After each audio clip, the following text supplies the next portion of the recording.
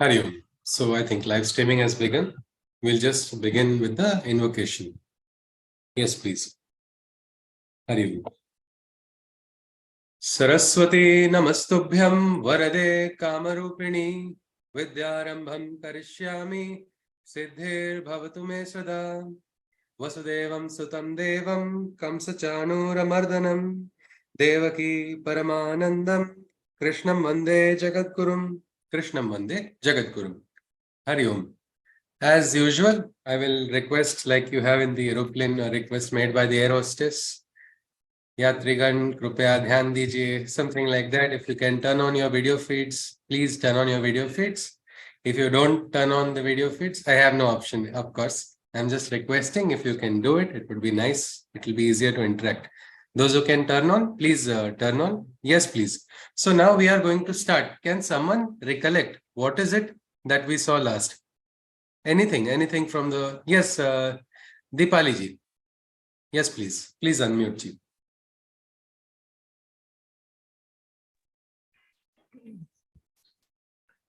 When Arjuna get confused between the spiritual knowledge and doing action, then Lord Krishna tell him that not a single moment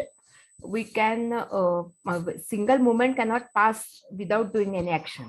Nahi kashchit kshanam api jatum. That shloka, very perfect. Yes. Even getting spiritual knowledge, we have to perform some karma.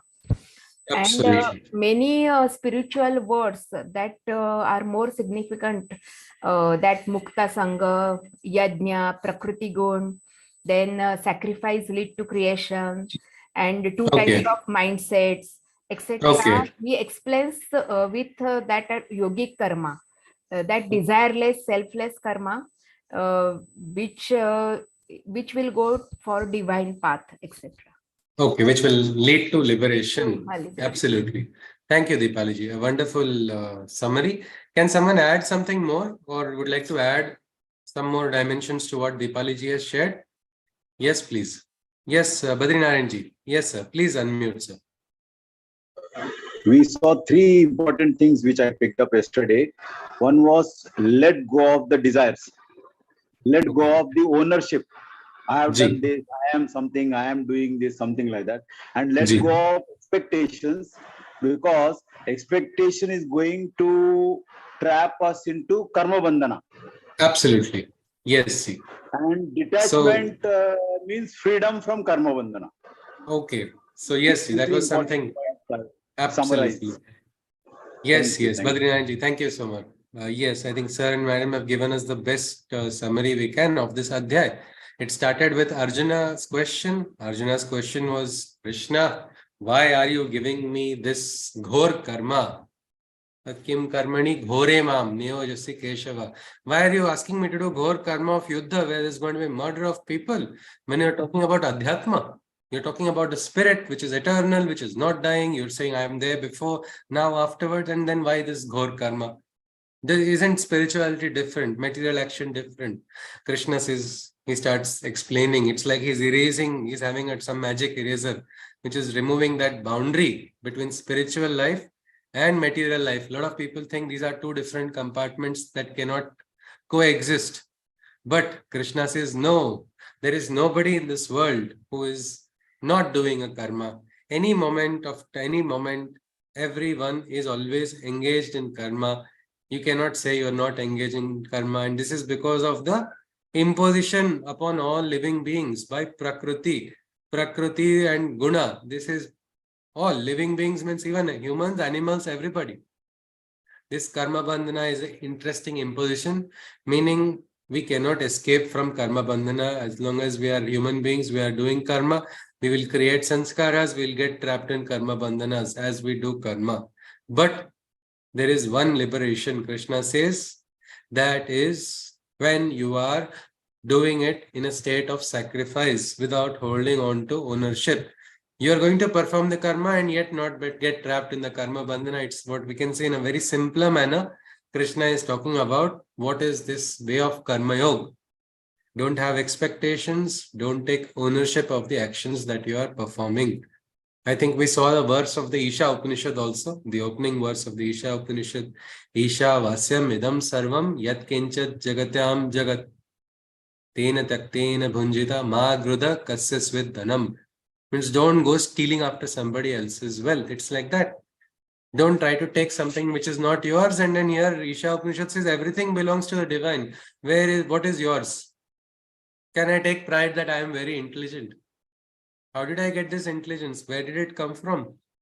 I got some, what we can say, 50% genes from my mother, 50% genes from my father. But that didn't give me intelligence. Intelligence came because of all my teachers also, I can say, right from childhood. So many people have taught, and finally Guru is there.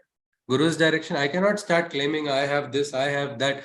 Whatever, every human being must recognize that he or she is not the owner.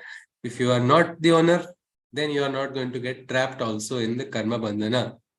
Suddenly, when we start thinking everything is mine, this is my friend should behave the way I want. What has happened here? Here, that ownership has come, and that ownership has come because of your attachment. And what's going to happen? Will your friend enjoy it if you start manipulating your friend, or trying to tell your friend must behave this way if you have to be my friend? That friend will say, enough. I don't want any. I don't want bandhana. How many of us want really bandhanas in our relationships? Anyone? No one, isn't it? We don't like bandhana. We want mukti there also. Then what about life? Don't we want to have a free life, or we want to have a trapped life where our actions, our previous way of thinking, our sanskaras are going to keep trapping us? Krishna talks about this detachment as a freedom. He says, perform all your actions with a freedom of detachment. Mukta Sangha is what Krishna is saying. That will not trap you. That will not trap you in karma bandhana. That's what Krishna is talking about. And he says this Srishti has been created this way only.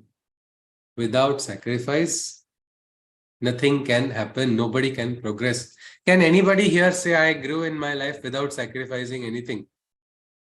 Yes? Is there anyone? We've all heard of that. No pain, no gain, isn't it?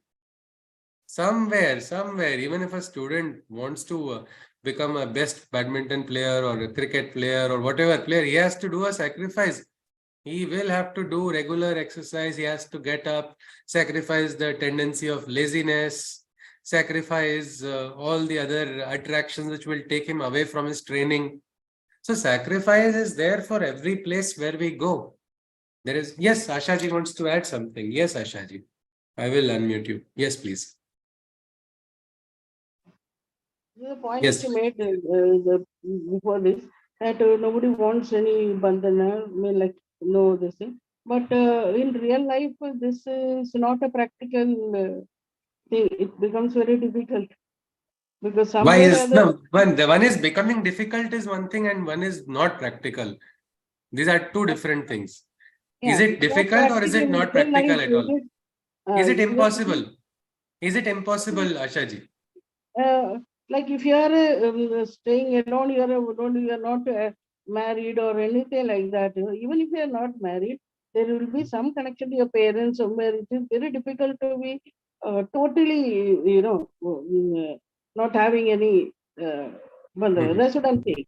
No, But we can be bandhana, what we see, Ashaji, we are not cutting off the relationship here.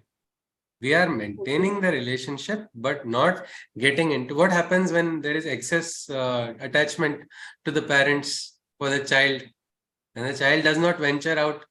The bird has to fly out of the nest sometime or the other, isn't it?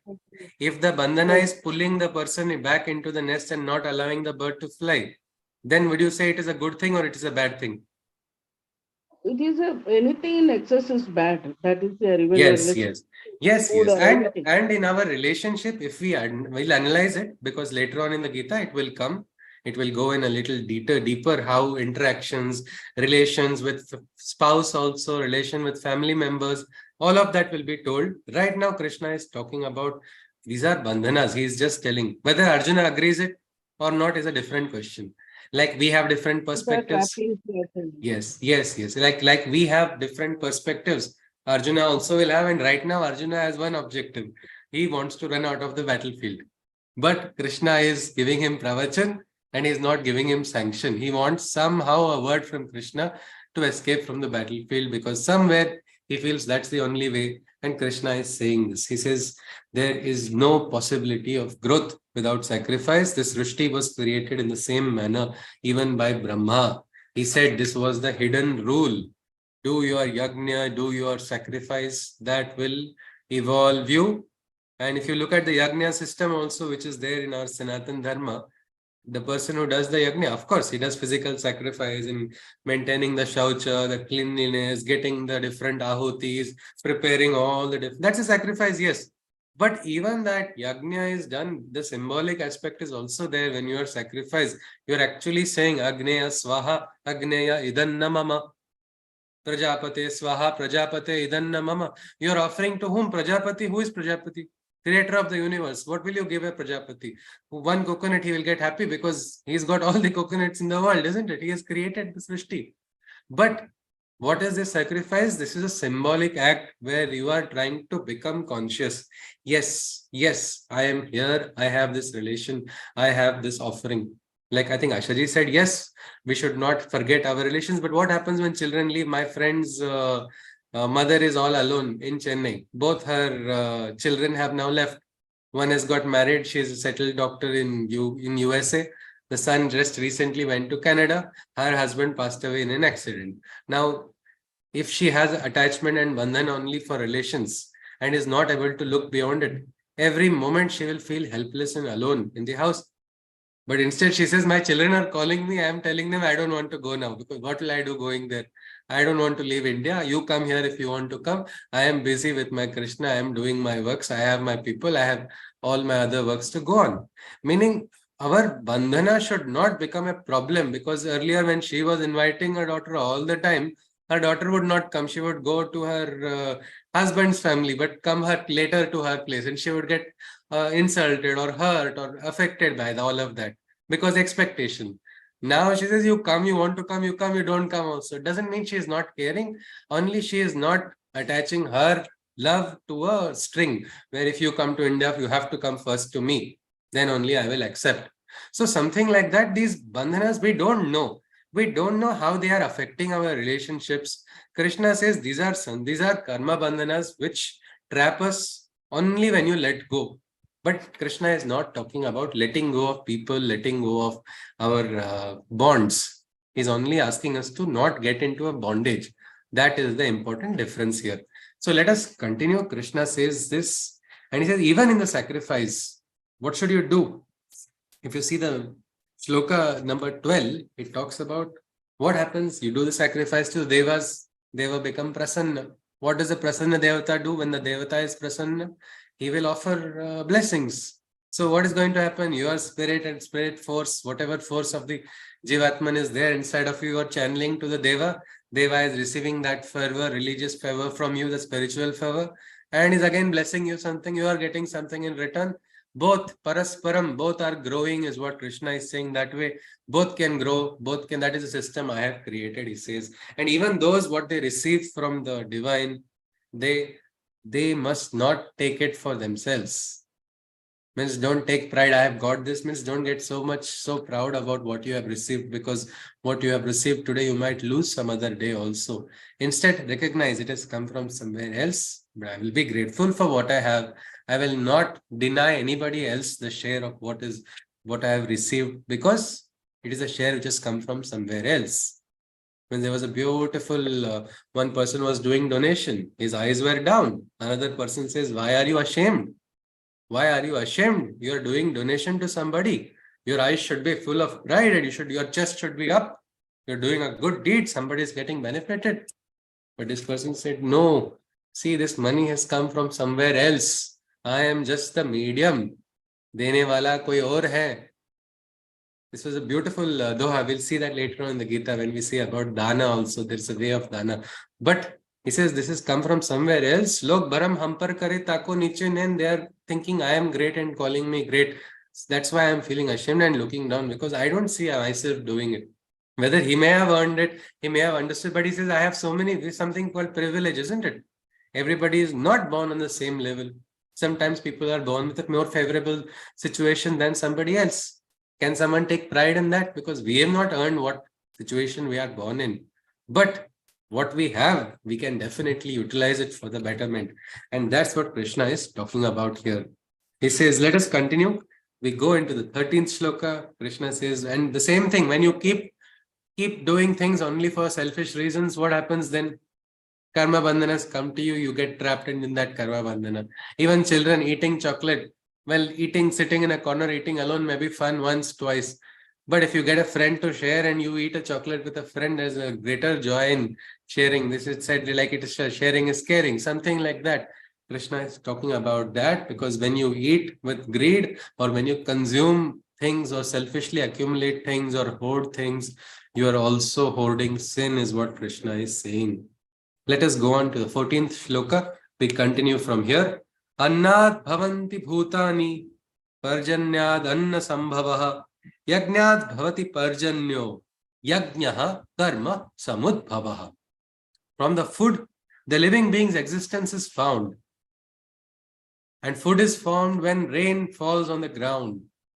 Rain comes from the sacrifice or yajna, and the sacrifice originates through works or karma. Krishna is trying to tell about a sansaric wheel.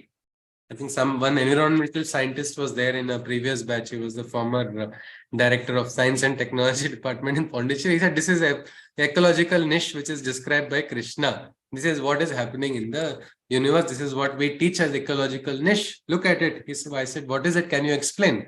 So he said, yes, this is the same thing you hit with water, water vapor. When you with fire is there, fire causes water vapor to rise, water vapor goes into the cloud, and condensation, rain brings again, rain nourishes the plants suddenly start becoming big, and then that becomes fodder, and this is how the entire ecosystem is connected.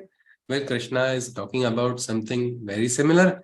It would be strange to say that as if ancient Indians didn't know this, because we had so many cultivation techniques, we had cultivational crops, we had so many things. We even had, we knew about the seasons, we knew about different nakshatras and different positioning, which would lead to what. I think we had that knowledge, but here Krishna is using this principle as an example for teaching another concept. He says, from the food, living beings' existence is found, meaning we are made of food only, isn't it? This is Annamaya Deha. Meaning our nourishment comes from food. And how is food? How do we get that food? Food grows when there is rain. So food is formed when rain falls on the ground. Rain originates from sacrifice, means comes from sacrifice or yajna. Means we can say the physical fire also, you can, if you want to look at it. Fire leads to rain, of course. And Krishna is saying this yajna also, when you perform yajna in life, that is what you are setting the wheel of motion in your life. Because how is yajna also formed? Krishna says yajna also begins with karma only. If you go to pure karma kanda, also look at a yajna. How do you arrange? First, you have to arrange the bricks properly. You have to get the right ahuti. You have to get the right offerings. You need to understand the different mantras that have to be chanted. If you're not chanting, you invite the priest. Then the different aspects on what type of yajna, then so many calculations, so many actions, so much karma is behind the physical action also. And Krishna is saying, so the wheel originates, karma is the base. Karma is leading to yajna, yajna is leading to again vrishti. And in the yajna, there is a spiritual aspect. When you are doing a yajna and it rains after the yajna, it is considered as a very auspicious omen, where Indra has received the what prayers have been offered, and that vrishti comes after the yajna, you can say, yajna safalam bhavat, it has become true, it has become fulfilled. The gods have accepted the prayers. Something like that, Krishna is saying, but karma is the base. He cannot escape from that. He goes on again. And where does karma originate from? Okay, karma is the base, but karma also has origin. Next shloka it says, karma brahmod bhavam vidhi brahmakshara samudbhavam tasmat sarvagatam brahma nityam yagne pratishtitam. Nityam yagne pratishtitam. Krishna is saying everything is a part of a nitya yajna. Look at all of us right now. We are interacting with each other. Due to whose works? Due to whose efforts? Well, this system, we do not know this software. Maybe right now, the owner of the company, we may be knowing which platform we are using to interact. But So many scientists have done so much research, and that has led to the development of a technology. Many times scientists spend 10 years to develop something which becomes obsolete within 10 days. Can we say it's waste, whatever research they have done for 10 years? Anybody? Can we say it's a waste because it became obsolete? Or they passed down the baton, isn't it? This research created a ground for something else. So in life, so many sacrifices of so many people. If we just look back into our life, can we say I am a self-made person completely? No. Right from childhood, we are, as a human being, we are most vulnerable. And we are growing whatever position we are due to so many people. Means even today, if you look at it, our life, we are dependent on so many, right? From even the milkman who gets milk to us, every single thing, we are in debt to so many people. There's something like Runa, which we call about. There are so many, Matra Runa, Pitra Runa, Rashtra Runa, so many. There are, and then the level is actually endless. So we cannot say we are only where we are Swayambhu directly. We have grown because of sacrifice only. And Krishna saying, even karma, he says, karma is born karma is born of Brahma or the progenitor, and Brahma of the formless, imperishable creator. Thus, the all-pervading Brahma is engaged, and in a state of sacrifice, the universe is arranged. Again, Nityam Yagne Pratishtitam, perennial state of sacrifice, our world is revolving around it. Krishna is saying everywhere. Even Brahma created the Srishti out of sacrifice. What great sacrifice Brahma did? Brahma was also born out of this sacrifice only. Brahma was from the Akshara. So from the Akshara came the Akshara. So what is all of this? This entire system is functioning on sacrifice. This aspect of the creation we will look a little bit later in the Gita. Krishna fortunately does not tell that right now, otherwise Arjuna would go crazy and run away. I'm asking you one question and you are telling me about all this high metaphysics. Krishna brings back Arjuna to the practical in the next shloka immediately. He says, Evam pravartitam chakram nanu vartayati hayaha aghayur indriyagamo mogham partha sajivati. He who follows not this universe's wheel and succumbs to whatsoever his senses feel is based in his pursuit of sensual enjoyment. O Arjuna, such a life is but a wasted predicament. So Krishna says, somebody who says, no, I don't believe in this sacrifice. I have no interest in this sacrifice at all. I don't believe in any of sacrifice. My life is for enjoying only. I want to fulfill my desires.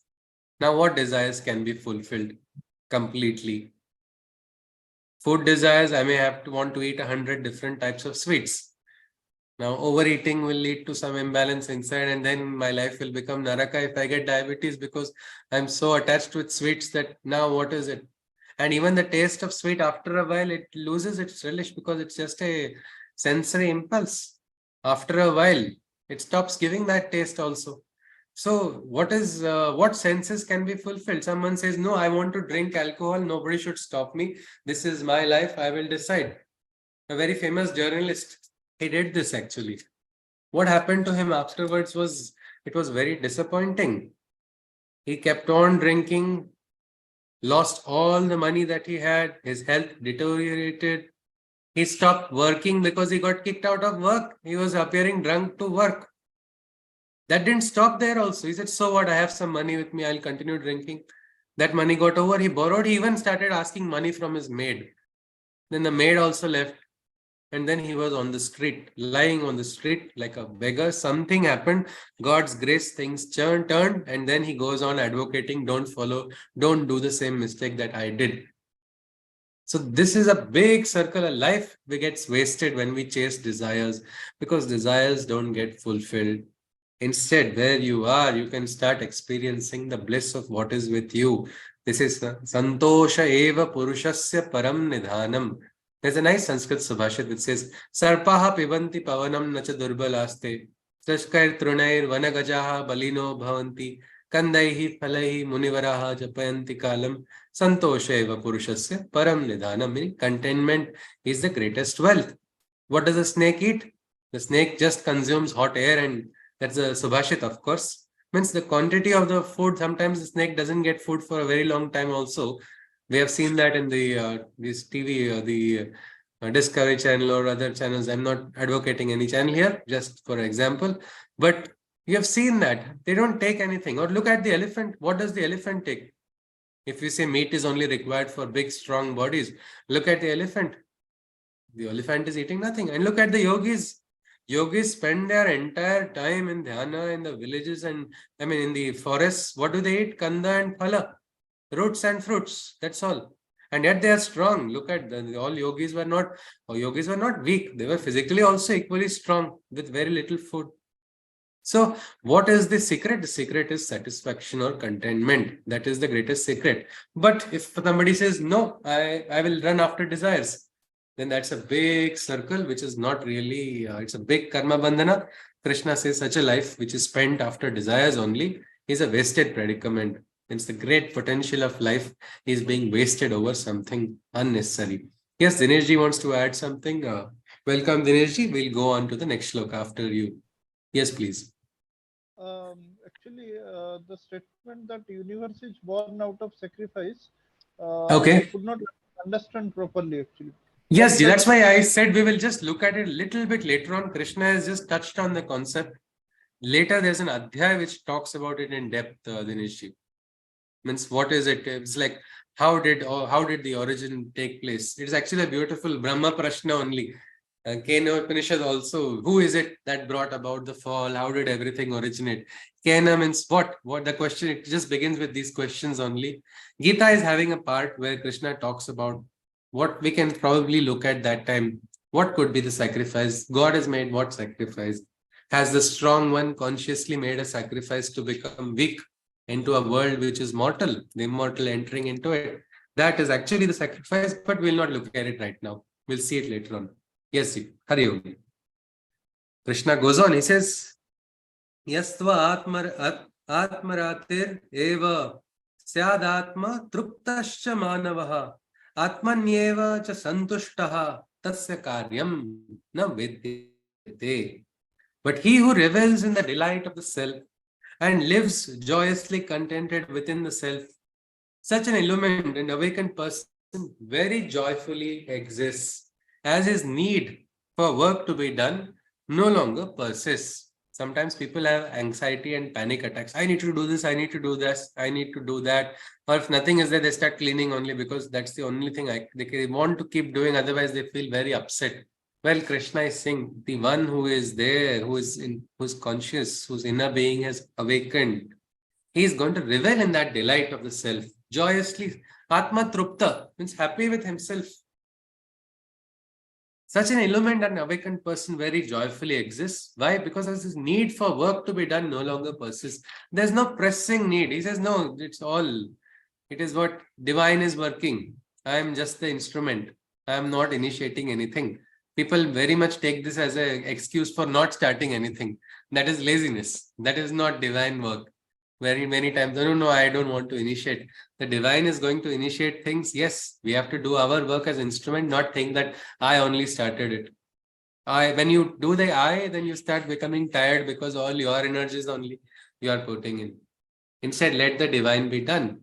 One participant had shared, she said she always called upon the divine for everything. And she liked one person and she wanted to get married to that person, but she was very afraid that I don't want to initiate from my side. She said, she went to the divine.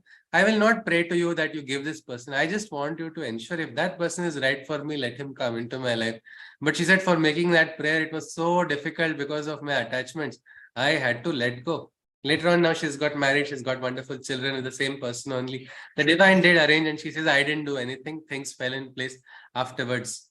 Now, what is the meaning of it? Or when a musician says, I didn't compose it, does that mean some ghost came and composed it? No, it is just that he's understood. He says, this inspiration comes from me. I got that music and it happened just like that in the night. I was sleeping and I got the tune. Many people say that.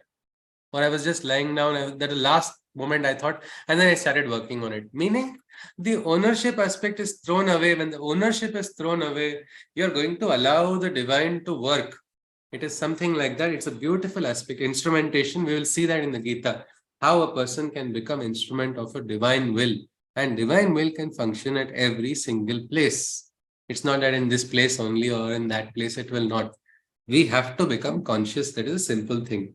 And when you become that, Krishna is talking about Atma Trupta, meaning the Ananda of life will come to you. Whatever you are doing, the joy of doing that, plus the joy of growing consciously, the awareness which comes with consciousness, that also comes. Krishna goes on. That person who has attained or understood that Naiva tasya krutenartho na krute neha kaschana na chasya sarva bhuteshu kaschid arthavya pashrayaha. Such a great one has nothing to be gained, neither in performing actions nor in inaction, meaning is not getting attached to action also, nor in inaction also because of laziness. He's like, no, I'll not do anything. He's there, he's not having anything, any binding on him. But he is doing it despite not having any binding force on him. Nothing exists thus in all of existence that can bind him with dependence. There is nothing in the world that can trap that person. Many times, I will give you increment, or I will give you good grades, or I will give you a good project review. This was a dialogue told to my friends, mechanical engineers, budding mechanical engineers in their last semester. They went to a teacher, one professor, who they felt he is not very strict. He gives good marks. Let's go there. Subject, what guide, what project there? No, they didn't worry about it because he is going to give them good marks. He was sure of that. And all of them were made to do painting of the house and all other works also in return. Why? Because now they have gone and trapped in that karma bandhana because they wanted something in return. So this person is saying, yeah, come do this. Now this is not working. And the entire 6 months, I remember them cursing. And worst part was they got lesser grades than other people in their project, in spite of all of this. So what has happened here? Somebody's statement went into them, then they themselves went and trapped, Abel, mujhe maar, something like that. They got trapped into a karma bandhana out of their attachment to something, not connection with the higher truth, not with their karma. They didn't care about doing the project. They never got to learn anything because they never wanted it in the first place. Instead, if they had just, aligned with their duty as a student, not worried about the grades, it would have been much more easier. A more happier life would have been awaiting them, or at least those 6 months. So that's what Krishna is saying. Some person, he does not care. He's not bound by the outcomes of actions. That person is a free person. Such a person it's very difficult to, dominate such a person or even manipulate such a person because that person is almost invulnerable. Damleji, my Guruji's, when he was very young, his elder bhai, or whom he would lovingly call Mamu, and Mama, he would just say like that. So that person was not very educated, but was working in a lathe machine. Normally, what will you say? Lathe operator has no say, isn't it? They give the work, you have to work as per the orders. But when he went to see him, he was very surprised that the boss was speaking to him with so much respect, and he said, yes, आपको मिलने के लिए कोई आए हैं, आप आ सकते हो बाहर, आप जरा रुक जाइए. So yes, why is he respecting you so much was the simple straightforward question. He said, आप ऐसे कर्म करो was the advice given to him, कि आपके बॉस को भी आपके वश में कर देना, ऐसे कर्म करना. Now what a beautiful principle it is. When your karmas are so perfect, why boss or why superior? Even Bhagwan or Ishwara also has to comply, isn't it? When your karma is perfect and right, why will the divine come in between you and your karma when it is done perfectly? So our focus should be only on that, on trying to do as best as possible. And that way, when you are not bound by the outcomes, you are going to be free. Nobody is going to trap you, not in any relationship, not in any work, not in any other way at all. Krishna goes on. That is why he says, Tasmad asakta saditam karyam karma samachara asakto yacharan karma paramapnoti purushaha. So, perennially perform all your actions. detachedly fulfill the duties that life sanctions. Why? For when man in detached action engages with his karma, he transcends the highest stages. We will see later on Gita some examples of people who have actually ascended and gone to very high stages just by their karmas. So he says, perennially perform all your actions detachedly, whatever duty life is going to throw at you. Many times life throws unfavorable duties, duties which you least expect. Whatever it is, accept it. One example I can share because I've got a permission of the participant. Anupriya ji was there. She had, her husband got diagnosed with cancer at a very young age. She's just got a child. She never knew anything about business. And suddenly life has changed completely. And now when her husband was in bed, her husband, she says, is my first guru, is my first guru. His teachings are even now he's teaching me. He passed away afterwards. But throughout the time, he was so detached. Though he had the disease, he followed detachment and he started passing on instructions to her on how she can look after, how she can take care while his own treatment was going on. And interestingly, she didn't even know he still had the time to write a diary for her, which will come of use to her afterwards. And she says, that diary is very useful for me. And she says, even she stood up then. She decided, yes, I will take care of my child. I will look after, I will learn everything. And that is how, so this is a very difficult duty. Life has thrown a very unnecessary, what we can say as a human being, we'll say this is not required. We don't want all of this in life, but life throws things at us, what we don't want also. Krishna is saying, detachedly do your duties, because when you do that, you will transcend with your karma. Karma becomes your mode of transcendence, is what Krishna is saying. The highest stages can be reached. Krishna now gives the example of one person whom we can all emulate. Well, he's not giving Vyasa's example. He's not giving the example of Narada, not some of the big rishis. He is giving the example of a Raja. He says, Karmanaiva hi sansiddhim astito janakadayaha lokah sangrahamevapi sampashyan kartum arhasi. So the example Krishna thinks of giving to Arjuna is also Raja Janaka. King Janaka and the rest attained perfection. How? Only through their works and liberated action. Only through their karma and through liberated action. Detached action for the sake of the world are best. This is said to be the true yogic way by the wisest. Krishna is saying, this detached action for the sake of the world, what we say, Loka Sangraha, this is a very beautiful, inspiration. If you are able to tap to this source of inspiration, you have a permanent source of inspiration which will never run out. Loka Sangraha, why are you doing anything?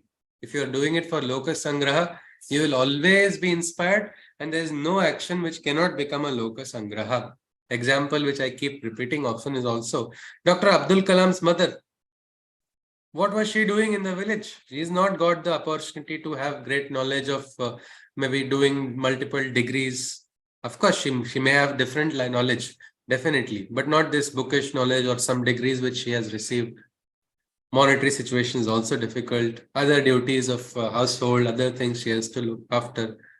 But she decided to raise a child, and while raising the child, she decided to impart right principles. She didn't do like what Dhritarashtra did.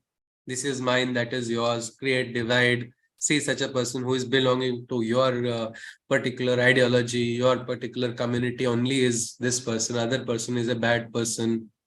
No, without any dvesha, she created a universal child. She gave the direction to him for having a universal perspective. Now, wasn't that Loka Sangraha? Because her actions somewhere else led to such a great development in so many fields, whether you say the Pokhran test also, or you look at Agni missile systems, or so many scientists Dr. Kalam sir has worked with, and whom he has not worked with, he has inspired so many. I had a very nice opportunity to attend a scientific conference with Kalam sir there on the stage. When he started saying Jana Gana Mana along with everybody, it was a very electric atmosphere. All the scientists, otherwise nobody was giving. Scientists don't give importance to anybody except their research. So there's some were eating chewing gum, some were lying down, relaxing, not looking at what the guests were speaking. But when Dr. Kalam's name came and he started speaking, that was the atmosphere. What is this person? Well, he is that person who has spent a life for Loka Sangraha. And that is why across the world, even in the village where I am right now, there also a small shop is there. When one person sells juice for 5 rupees and 10 rupees, he has a photo of Kalam sir. He begins the day with Namaskar. He may not have read Wings of Fire. He may not have studied the entire Itihas or personality, but he draws his inspiration. So Krishna is giving us a beautiful example of Janaka Raja. He says, look at Janaka and the others. Meaning Krishna is not asking us to lose all our positions, or Krishna is saying money is sin, money is bad. A lot of people say that, isn't it? Money is the root cause of all evil. So what should you do? Give all money to Asuras, is it? Then how much more evil will happen when you give force of goddess Lakshmi to the Asuric hands? This has been happening for so many years. Good people have been walking away from money, and Asuric forces are taking control and spreading all the discord in the world. So the time is coming, and the time is ripe for the good people to start getting the strength. Strength for what? For bringing about that transformation. So here we see here Krishna is saying, for the sake of the world, there is nothing more, there is no greater purpose than service, and every action can become a service if you do it in the right manner. It doesn't have to be a big action or a small action. Little action done in a proper manner. Krishna goes on, why should you do it? That is also explained. He says, Yadyadacharati shreshtaha tat eva tarojanaha sa yat pramanam kurute lokastadanu vartate. Whatever actions the best among men perform, the other men seek to imitate. Whatever standards he set as the norm, the whole world tries to follow and emulate. Meaning whatever best does. I think as a child also we might be having some bhaiya, some didi, or someone we look up to, and I want to become like this. Why? You suddenly feel that person is very nice, or you find an idol and you want to emulate. It is a human nature to want to be something like that. To see someone who is very good, and you try to aspire to become like that. Krishna is asking, become the example. He says, look at Janaka. Like Janaka, you do your works. Why should you do it? Only when you do this can you inspire other people also, he says, because others will start performing. It will become the standard. In our office, if nobody works, everybody is lazy, what's going to happen? Sometime or the other, office may function longer if it's a government office, shorter time if it's a private office, but sometime or the other, that there is going to be karma phala sometime or the other. But instead, if one person in the office decides, enough, I don't like all of this, let me start working, let me start. Initially, such a person will get a lot of resistance, because change always is met with resistance. But when that person starts doing regularly, what happens? It becomes a standard, and the good ones, the cats on the wall, will immediately try to start following that standard only. So Krishna is saying, for a greater betterment of everybody also, start following, raise the high standard. If a parent is not maintaining high standard, can the parent think a child would ever want to raise the standard? If the parent is always cranky and shouting all the time, if the same parent tells the child, don't be angry, what will the child say?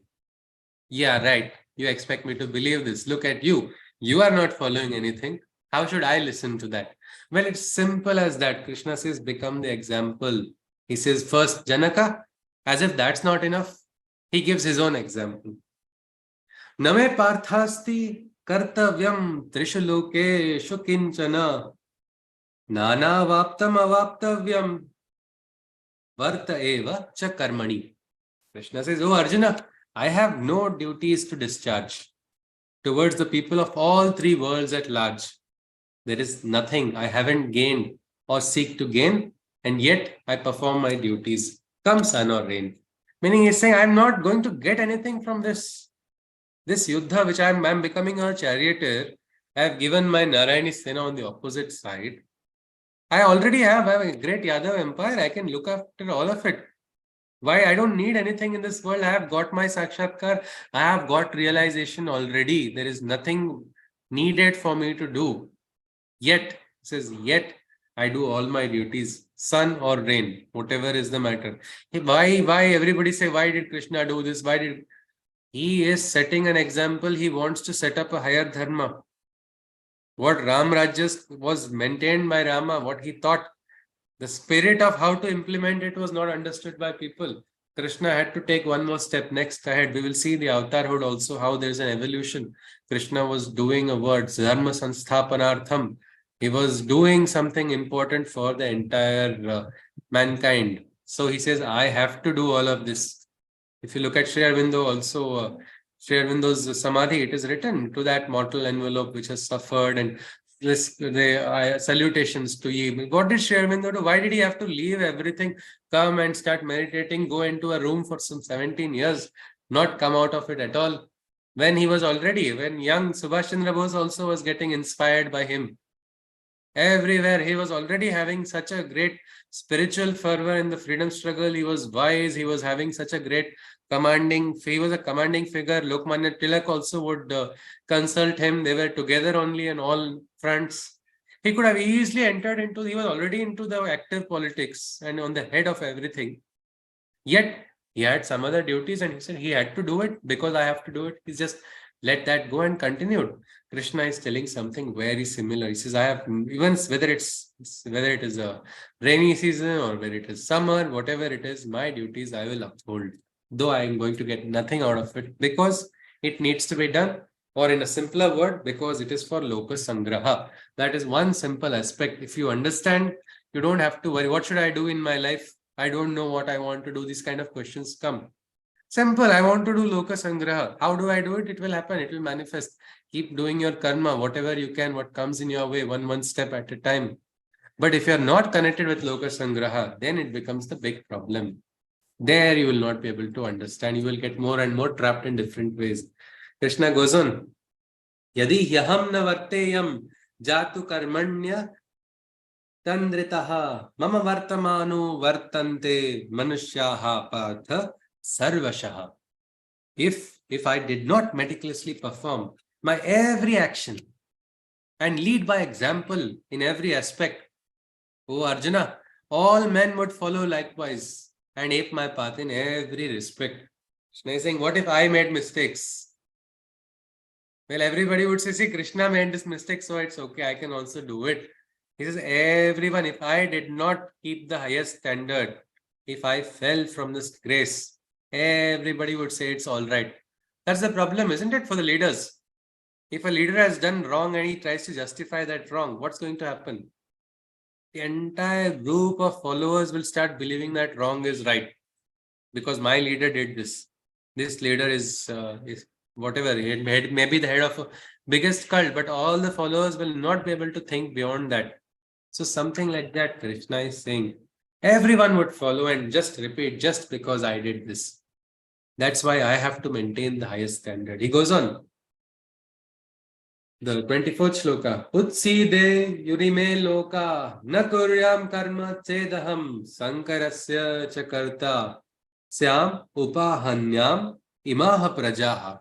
Now we see Krishna showing a very different roop. He says, what happens then? He says, for if I were not to follow this path of action, the people shall follow suit and sink to destruction. I would become the perpetuator of pandemonium and then have to slay them all for their opprobrium. I would be the creator of chaos and confusion. And then what will I have to do when there is entire chaos in the world? He says, I'll have to end the Srishti. Suddenly, Krishna is revealing his different Raudra Roop also, because we all know Pyare Kanha, so many songs are there on sweetness of Kanha. But nobody understands the power also. Here he's saying, if I started following wrong and all the people start following that and the balance gets tilted in the favor of what is wrong, then he says, I have no option but to restart everything. It's like the reset button will have to be pressed. I'll have to. Yes, Dinesh ji has a question. 1 second, ji. I'll just unmute. Yes, Dinesh ji. Yes, please. So here Krishna tells that he has to maintain high standard for the sake of the people following him. Yes. Yeah. But it happens till that people find wrong example with leaders. Like for example, Krishna. They take the example of Rasa Lila and all that, and they Yeah. give wrong examples. So Okay, Ji. that has not helped to much extent, I feel. What has not helped? The people who I, are finding faults, it's like you go to a park, Noji. When we go to a park, we can see the joys of the park, or we can go and start seeing, see, this is where the dog has pooped, or look what is there. So the person who is seeking will always seek. Krishna today also, your question on Rasa Leela, if you look at it, it's a beautiful aspect. What is Leela? What is the rasa of life? But now it's not our subject of debate because we are not looking at it. But you study even Bhagavatam, you will identify all the symbolism, the significance. Krishna had so many wives, but nobody has the understanding of what was the story there. Who were all of them? They were all controlled and taken over by a demon. And when he slayed that demon, nobody in the society were willing to accept. And they said, "You have saved me, Krishna, from this demon, from this asura. But now where will I go?" All of them were asking in chorus to him, "What will I say to the society? Who is my husband and who will accept me in the society?" Krishna said, "I am your husband for all of you. You understand? You go back to the society, live your life happily." Now, this is something which is a very high thinking beyond what we understand, even in today's time. The social, every time, even Rama was also told the same, so many things. So we will not go to that right now, Dineshji, because the people will say, even after Bhagavad Gita is told, people will not fully understand, will say, look at this. After the Gita, they say, this is there in the Gita like this is like that. Somebody said, you should not reveal the knowledge of Gita. I was doing wrong, somebody told me. Because you see, then your telling soul will not die. People will start murdering everybody and saying, see, Gita is telling. I said, sir, this is an old story actually. In a movie, Nana Patekar also revealed that. He said, ab tak chappan and something like kitab mein likha hai. Indirectly, because Bollywood does enjoy taking the liberty of taking digs at Indian scriptures. But I think let us come back to the chapter, Dineshji, because Krishna is saying what would happen. He is just talking about his different roop, which we were not conscious of so far. Means he has that power, though he is not going to participate in the war. He says, I may have to as a duty. It's like a gardener who is growing a beautiful garden. Suddenly, in the garden is full of weeds. Now, what does the gardener have to do? Because if he cannot control the weeds and there's a very heavy infestation of weeds, with all the pain, the gardener will have to remove all the weeds, and along with the weeds, some of the good plants will also have to go. Because that is the only way a new, fresh grow cultivation can be started. Something like that Krishna is pointing out. He says, I will have to do that. I will have to take my, what we can say, Raudra Roop also. I will have to display if the entire world falls or descends into anarchy. Let us continue. Krishna goes on. But like you said, there's one more type of people. Krishna is conscious of that there are two peoples. One is the one who is seeking the higher, one is the who is reveling in the lower, or we can say seeking knowledge and ignorance. Both, they happen simultaneously, isn't it, in the world? Any given time, even if we go and we find a wonderful place where we find like-minded people also, we will still find somewhere ignorance, somewhere knowledge. Excuse me. Krishna goes on. Saktaha karmanya vidvanso यथा कुर्वन्ति भारत कुर्याद् विद्वांस तथा सक्तस् चिकीर्षुर् लोक संग्रह. So loka sangraham. O Arjuna, just as the men of ignorance perform their actions all engrossed in attachment, so too the wise remain motivated as a norm to better the world by their works in detachment. So Krishna is saying, just as the men of ignorance, somebody who is having attachment, what will he do? His entire works will be driven by attachments only, isn't it? I want to get this. I want my desire to get fulfilled. You go and tell him about selflessness. He'll say, go away. Don't come in front of me again, or I will not spare you. Don't talk nonsense to me. I believe in selfishness. That is my ideal, is what a selfish person will think. And all actions means he'll even compliment somebody just because he wants something in return. It will not be a clear, what we can say, from the heart, because everywhere the calculation of desires and returns takes place. It's like a continuous business transaction taking place. But Same way, because just as you can say one person, this is the functioning mode for somebody who has attachment. Well, for that yogi, in a similar manner, he is having only one thought in his head. What is that? Loka Sangraha. That becomes the motivation. I want to do betterment of the world. Is there any limit to this Loka Sangraha? I mean, sometimes I want to become a head of the organization, head of the department. Okay, you become HOD. Then what? No, I want to become head of institution. Fine, you become head of institution. After that, what? That's a limit, isn't it? Many times after becoming the head of the institute also, when they retire, they're like, see, now people are not doing salute, which they were doing before. Now what should I do? What is next? What can I get next? The mind feels very uncertain because you've attached your happiness to this limit, which is then after reaching it, you suddenly feel empty because people, their desires are fulfilled and then they still feel unhappy. Why am I unhappy after getting what they desired? Because it was a material desire. But instead, if you have Loka Sangraha, there is no limit to this. You can keep growing, it will keep motivating you. We will see some personalities when we look a little bit more into the Gita. Right now, let us just continue.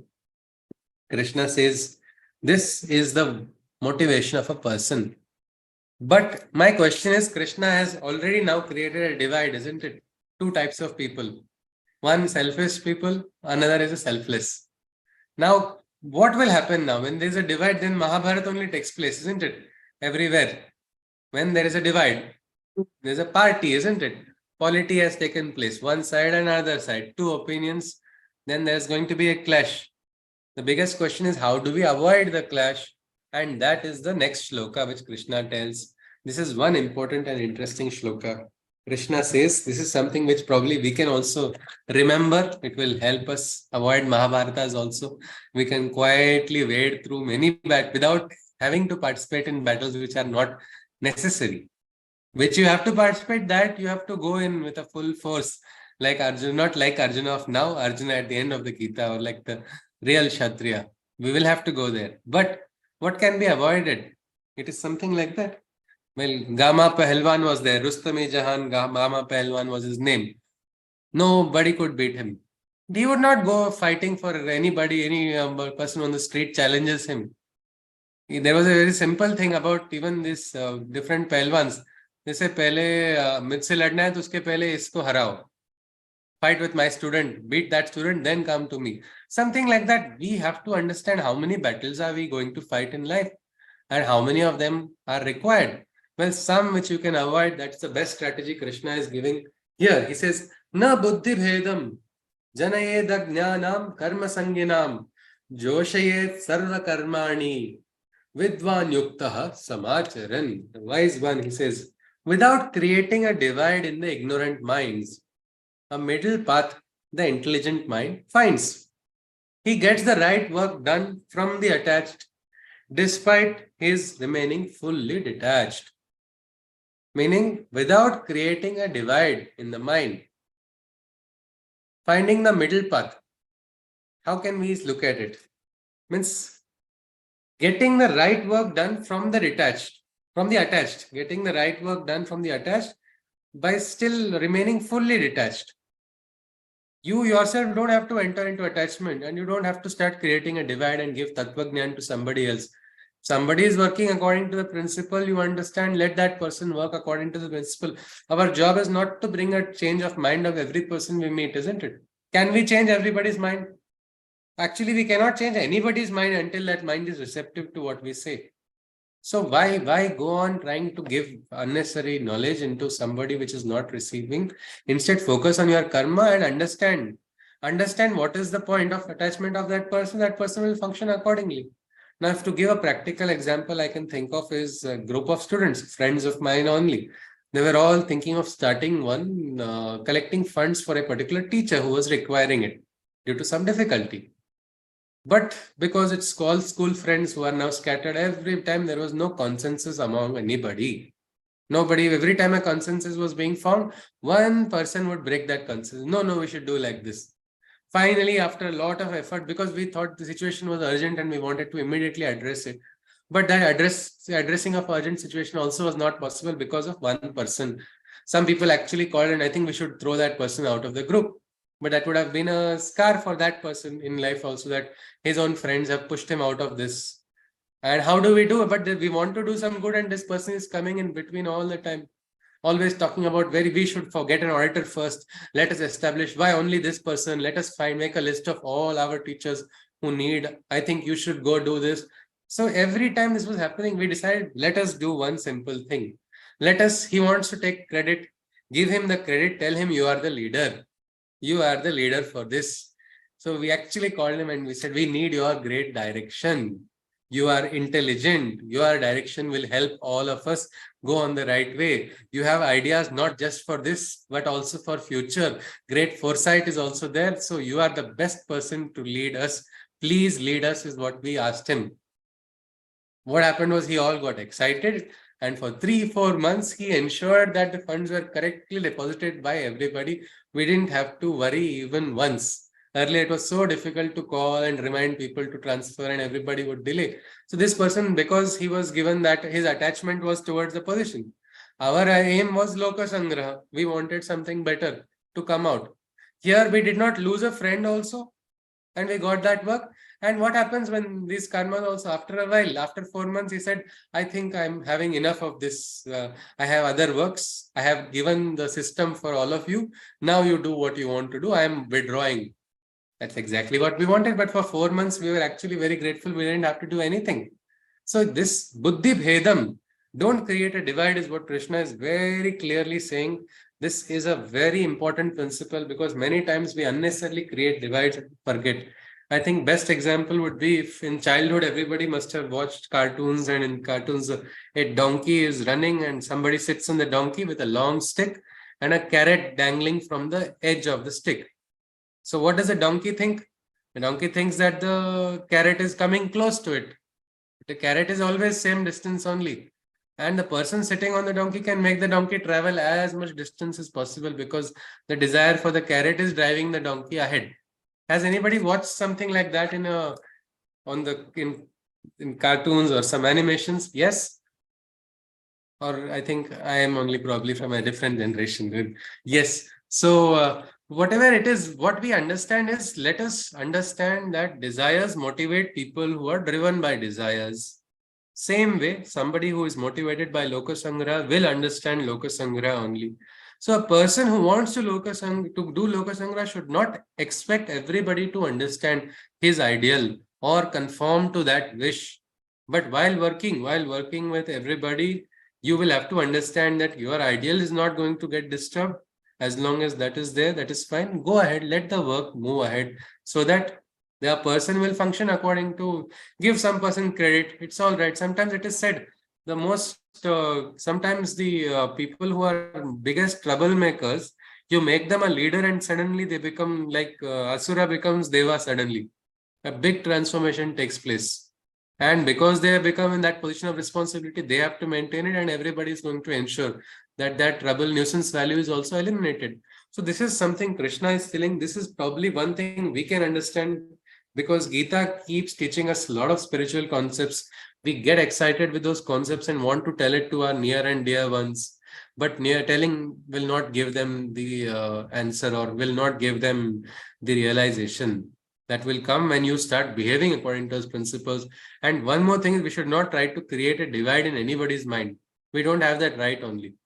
Somebody asks us, then we can go. So I think with this, we can stop today's session on this shloka, which is 26th one, where Krishna is talking about how we should not engage in this creating a divide in people, because ideologies people will have. How many, now if you say, if we just go and tell somebody your ideology is completely wrong, you are in a state of illusion, how will that person react? Will he become happy? Your entire life, what you are thinking is wrong, whatever action you are doing. Instead, what do? You want to work with that, you want to collaborate with that person, as long as you are not going on the wrong path, as long as that person's actions are not affecting you and you're collaborating to do something good.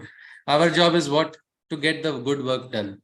So this is where it's a difference between manipulating and aiming for something good, because otherwise people don't understand that and get trapped in this, what we can say, bandhana only. So Krishna has talked about this. We'll stop here at Shloka number 26. So with this we conclude. I conclude with a Shanti mantra, after which some questions are there. If any, they are most welcome. We will look at the same. Hari Om. Sarve bhavantu sukhinah, sarve santu niramayah, sarve bhadrani pashyantu, ma kasyit dukkha bhag bhavet. Hari Om Tatsat. Krishnam Vande Jagat Guru. Hari Om. Yes, please. If anybody has any queries, yes, I'm just allowing you to unmute. You can yourself unmute. Hari Om ji. Hari Om, sir. Hari Om Sagar ji. Namaste. Hari Om. Hari Om ji. Hari Om. Hari Om ji. Hari Om. Namaste ji. Hari Om. Hari Om. Hari Om ji. Hari Om. Hari Om ji. Namaste. Hari Om. Hari Om. Hari Om. Hari Om. Hari Om. Hari Om ji. Yes, I request all participants, if you can share something, because many participants don't attend the session. If you wish to share what understanding you have some questions also, or you want to engage in some which you have understood in a practical example. Like there was one Lakshmanan-ji, every day he would say, and he was in HR. So HR manager, he would share HR manager's perspectives from the Gita. Something like that. If you can share, you're most welcome. Yes, sir. Yes, sir. Yes, sir. See, we were talking of, offering coconuts to the Lord. Like, some people, they offer coconuts to the Lord and say, we will offer coconuts and peda. My son should pass his exam, something like that, isn't it? Yeah. So, and there are, this is the occasion when God laughs. They say, I have read somewhere, I don't remember, but they say, "Arey, ye to mera property hai, tu mujhe kya offer kar raha hai?" Something like that, And Okay. then God laughs another 2 occasions also. The other occasion is when the doctor, assures lady, "Arey, aap chinta mat karo, tere bete ko main sambhalunga, main theek kar dunga," and all that. When that time also Lord laughs. Arey, Okay. isko kya theek karega? Main hu na, something like that, Yes, And yes. then another third instance when Lord, smiles or laughs is when brothers, on the property, they quarrel and divide that demarcation line. They say, "This is my property, this is my property," something like that. God Everything laughs. is his property. Yeah, it is all mine. I Yeah, wanted okay. to share. Achha ji. Thank you. Hari Om. Thank you for sharing. All right, ji. Hari Om. Hari Om. Yes, if there are no queries, I will conclude today's session. Yes, please. Jai Shri Krishna. Hari Om. Hari Om ji. Hari Om. Yes. Hari Om. Hari Om. Hari Om. Hari Om.